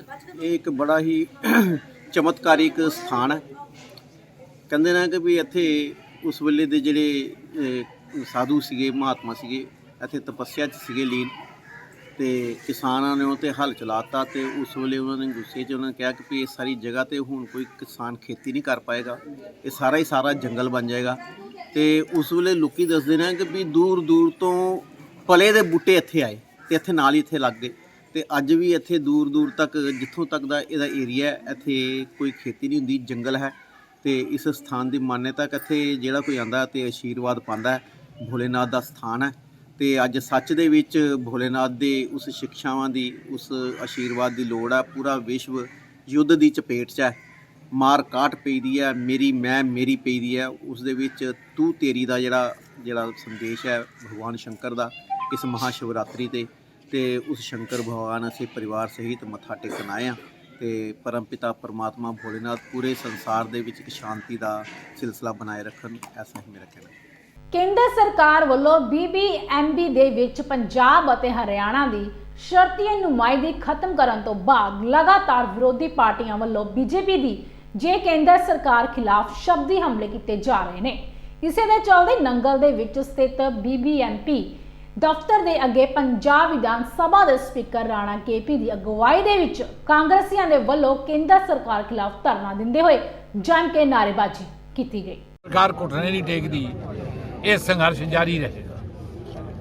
ਹੋਰ ਦੱਸੋ ਸਰ, ਇੱਕ ਜਾਣਨਾ ਚਾਹਾਂਗੇ, ਬੀਤੇ ਕੱਲ ਵੀ ਇਹ ਹਰਜੋਤ ਬੈਂਸ ਵੱਲੋਂ ਇੱਕ ਧਰਨਾ ਦਿੱਤਾ ਗਿਆ ਜਿਸ ਦੇ ਵਿੱਚ ਆਰੋਪ ਲਗਾਏ ਗਏ ਕਾਂਗਰਸ ਪਾਰਟੀ ਉੱਤੇ ਕਿ ਇੱਕ ਕਾਂਗਰਸ ਪਾਰਟੀ ਦਾ ਬੰਦਾ ਹੈ ਜਿਹਨੇ ਗਲਤ ਕੰਮ ਕੀਤੀ ਹੈ ਜੀ, ਕੀ ਕਹਿਣਾ ਚਾਹੋਗੇ ਤੁਸੀਂ ਇਸ ਮੁੱਦੇ ਤੇ? ਦੇਖੋ ਗੱਲ ਇਹ ਹੈ, ਹਰਜੋਤ ਬੈਂਸ ਦੀ ਇੰਨੀ ਉਮਰ ਨਹੀਂ ਜਿੰਨਾ ਮੇਰਾ ਰਾਜਸੀ ਤਜਰਬਾ ਹੋ ਗਿਆ। ਮੈਂ 5ਵਾਂ ਇਲੈਕਸ਼ਨ ਲੜਿਆ, ਇਹਨੇ ਇਲੈਕਸ਼ਨ ਲੜਿਆ। ਗੱਲ ਲੋਕ ਕਚਹਿਰੀ 'ਚ ਹੈ, ਹਲੇ ਫੈਸਲਾ 10 ਨੂੰ ਹੋਣਾ ਹੈ। ਮੈਂ ਆਰੋਪਾਂ ਦੀ ਗੱਲ ਕਰਦਾ। ਜਿੱਥੋਂ ਤੱਕ ਆਰੋਪੀ ਦਾ ਸਵਾਲ ਹੈ, ਇਹ ਜੱਗ ਜਾਣਦਾ, ਇਸ ਗੱਲ 'ਚੋਂ ਕੋਈ ਨਹੀਂ ਮੁੱਕਰਦਾ ਕਿ ਉਹ ਕਾਂਗਰਸ ਪਾਰਟੀ ਦੇ ਨਾਲ ਜੁੜਿਆ ਰਿਹਾ। ਨੰਬਰ 1 ਇਹ ਵੀ ਗੱਲ ਹੈ ਕਿ ਉਹ ਕਾਂਗਰਸ ਪਾਰਟੀ ਦਾ ਕਦੇ ਅਹੁਦੇਦਾਰ ਨਹੀਂ ਰਿਹਾ। ਕਹਿ ਰਿਹਾ ਕਿ ਉਹ ਬਲੋਕ, ਮੈਂ ਕਹਿ ਰਿਹਾ, ਮੈਂ ਉਹਦੇ ਖੇਤ ਦੀ ਨਹੀਂ ਗੱਲ ਕਰਦਾ। ਉਹ ਕੋਈ ਬਾਈਬਲ ਨਹੀਂ ਹੈ, ਜੋ ਉਹ ਕਹੇਗਾ ਉਹ ਹੋਏਗਾ। ਮੈਂ ਕਹਿ ਰਿਹਾ ਕਾਂਗਰਸ ਪਾਰਟੀ ਦੇ ਕੇਵਲ 2 ਬਲਾਕ ਹੈ ਸੰਵਿਧਾਨ ਦੇ ਤੌਰ ਤੇ, ਇੱਕ ਨੰਗਲ, ਇੱਕ ਅਨੰਦਪੁਰ। ਗੋਲਣੀ ਬਲਾਕ ਨਹੀਂ ਹੈ ਕਾਂਗਰਸ। ਆਪਣੇ ਆਪ ਨੂੰ ਕੋਈ ਪ੍ਰਧਾਨ ਕਹਿ ਲਓ, ਕੋਈ ਦਿਲ ਖੁਸ਼ ਕਰ ਲਵੇ, ਜੋ ਮਰਜ਼ੀ ਕਰ ਲਵੇ। ਉਹ ਕਦੇ ਵੀ ਕਾਂਗਰਸ ਪਾਰਟੀ ਦਾ ਅਹੁਦੇਦਾਰ ਨਹੀਂ ਰਿਹਾ, ਲੇਕਿਨ ਉਹ ਕਾਂਗਰਸ ਪਾਰਟੀ ਦਾ ਹਮਦਰਦ ਰਿਹਾ, ਜੁੜਿਆ ਰਿਹਾ। ਲੇਕਿਨ ਉਹਦੀਆਂ ਕਾਲੀਆਂ ਕਰਤੂਤਾਂ ਦੀ ਮੈਂ ਭਰਪੂਰ ਨਿੰਦਾ ਕਰਦਾ। ਔਰ ਅੱਗੇ ਮੈਨੂੰ ਬੋਲਣਾ ਵੀ ਆਂਦਾ, ਮੈਨੂੰ ਉੱਚਾ ਬੋਲਣਾ ਵੀ ਆਂਦਾ, ਮੈਨੂੰ ਕਈ ਕੁਝ ਹੋਰ ਵੀ ਕਰਨਾ ਆਂਦਾ। ਲੇਕਿਨ ਮੈਂ ਇਸ ਕਰਕੇ ਚੁੱਪ ਹੈ ਕਿ ਇਹਦੇ 'ਚ ਸਾਡੀਆਂ ਕੁਝ ਬੱਚੀਆਂ ਦੀ ਇੱਜ਼ਤ ਇਨਵੋਲਵ ਹੈ। ਮੈਂ ਇਸ ਕਰਕੇ ਆਪਣੀ ਜ਼ਬਾਨ ਨਹੀਂ ਖੋਲ੍ਹਣਾ ਚਾਹੁੰਦਾ। ਮੈਂ ਇਸ ਕਰਕੇ ਵੀ ਜ਼ਬਾਨ ਨਹੀਂ ਖੋਲ੍ਹਦਾ ਕਿ ਪੁਲਿਸ ਆਪਣਾ ਕੰਮ ਕਰ ਰਹੀ ਹੈ। ਪੁਲਿਸ ਦਾ ਜਿਹੜਾ ਕੰਮ ਹੈ ਉਹ ਤਸੱਲੀ ਬਖਸ਼ ਹੈ। ਪੁਲਿਸ ਨੇ ਹੁਣ ਤੱਕ ਮੁਕੱਦਮਾ ਵੀ ਦਰਜ ਕੀਤਾ, ਗ੍ਰਿਫਤਾਰੀਆਂ ਵੀ ਕੀਤੀਆਂ, ਪੁਲਿਸ ਤਫਤੀਸ਼ ਵੀ ਕਰ ਰਹੀ ਹੈ। ਔਰ ਮੈਨੂੰ ਪੂਰਨ ਯਕੀਨ ਹੈ ਕਿ ਪੁਲਿਸ ਦੁੱਧ ਦਾ ਦੁੱਧ, ਪਾਣੀ ਦਾ ਪਾਣੀ ਕਰਕੇ ਜੋ ਸਹੀ ਹੋਇਆ ਉਹ ਕਰੇਗੀ। ਠੀਕ ਹੈ। ਇਸ ਤੋਂ ਅੱਗੇ ਮੈਂ ਵੀ ਜਾਣਨਾ ਚਾਹੁੰਦਾ ਉਹ ਕਿਹੜੇ ਲੋਕ ਹੈ ਜਿਨ੍ਹਾਂ ਨੂੰ ਚਾਹੀਦਾ ਤਾਂ ਜੇ ਉਹਨਾਂ ਕੋਲ ਇਤਰਾਜ਼ਯੋਗ ਫੋਟੋ ਥੀ ਕਿਉਂ ਨਹੀਂ ਉਹਨਾਂ ਨੇ ਥਾਣੇਦਾਰ ਕੋਲ ਪੇਸ਼ ਕੀਤੀ। ਦੋਸਤੋ, ਇਹ ਸਨ ਸਾਡੀਆਂ ਅੱਜ ਦੀਆਂ ਖਾਸ ਖਬਰਾਂ। ਨਵੀਆਂ ਤੇ ਤਾਜ਼ਾ ਖਬਰਾਂ ਨਾਲ ਅਗਲੀ ਵਾਰ ਫਿਰ ਤੋਂ ਰੂਬਰੂ ਹੋਵਾਂਗੇ। ਤਦ ਤੱਕ ਲਈ ਮੈਨੂੰ ਯਾਨੀ ਕਿ ਹਰਪ੍ਰੀਤ ਕੌਰ ਨੂੰ ਦਿਓ ਇਜਾਜ਼ਤ। ਰੱਬ ਰਾਖਾ।